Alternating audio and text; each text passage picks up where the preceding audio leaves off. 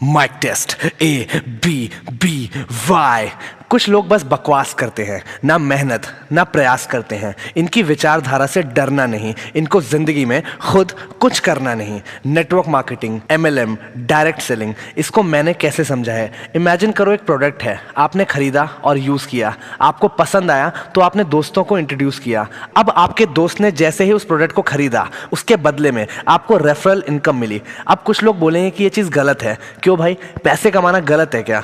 और खेल यहाँ खत्म नहीं, एक्चुअली में खेल यहाँ शुरू होता है। अगर उसके बाद आपके उस फ्रेंड ने किसी और फ्रेंड को वो सेम प्रोडक्ट रेकमेंड किया तो उसका रेवेन्यू भी आपके साथ शेयर होगा। अपने देश की सबसे बड़ी दिक्कत ये है कि यहाँ पे लोग अपने से ज्यादा दूसरों की जिंदगी में इंटरेस्ट रखते हैं। यार बिग बॉस ऐसे ही इंडिया का नंबर 1 रियलिटी शो थोड़ी बन गया।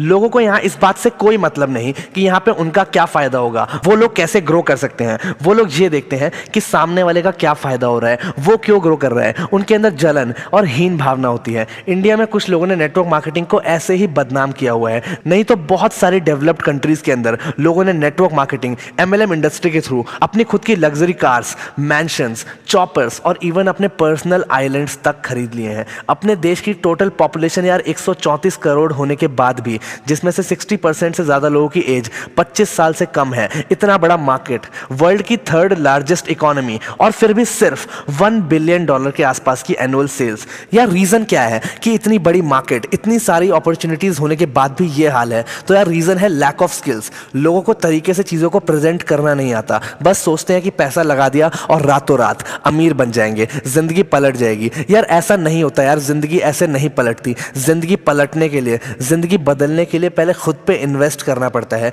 फेलियर्स का दीदार करना पड़ता है। शुरू में लोग आप पे यकीन नहीं करेंगे क्योंकि दुनिया का माइंडसेट ऐसा ही है। आप लोग खुद सोचो ना यार, अगर उनका माइंडसेट बड़ा होता तो आज वो लोग भी कामयाब होते, अपनी खुद की BMW या फिर मर्सिडीज को ड्राइव कर रहे होते। ये दुनिया आपको तोड़ने की कोशिश करेगी, डीमोटिवेट करेगी, नेगेटिव करेगी। इन सबको कैसे ओवरकम कर सकते हो? तो जवाब है खुद को ट्रेन करके। First learn then earn. अपने प्रोडक्ट के बारे में, इस इंडस्ट्री के बारे में ज्यादा से ज्यादा रिसर्च करो, जानो और ज्ञान बढ़ाओ। दोस्तों एक बात नोटिस करना कि अगर आप लोग सिर्फ हवा हवा में बातें करोगे तो कोई आप पे यकीन क्यों करेगा यार? आपकी बातों में लॉजिक्स होने चाहिए, फैक्ट्स होने चाहिए, दम होना चाहिए, और ये सब कुछ आएगा सीखने से, अपने स्किल सेट को बढ़ाने से। दोस्तों कुछ कंपनीज यूजली बस प्रोफाइल प्रोडक्ट प्लान सिखाती है कि ये हमारी कंपनी का प्रोफाइल है, ये प्रोडक्ट है, इतनी सेल होगी और इतने पैसे मिलेंगे। बहुत कम अपलाइंस, बहुत कम लीडर्स और बहुत कम कंपनीज फोकस करते हैं स्किल डेवलपमेंट के ऊपर। दोस्तों मेरे चैनल को पूरे देश भर से लाखों लोग देखते हैं,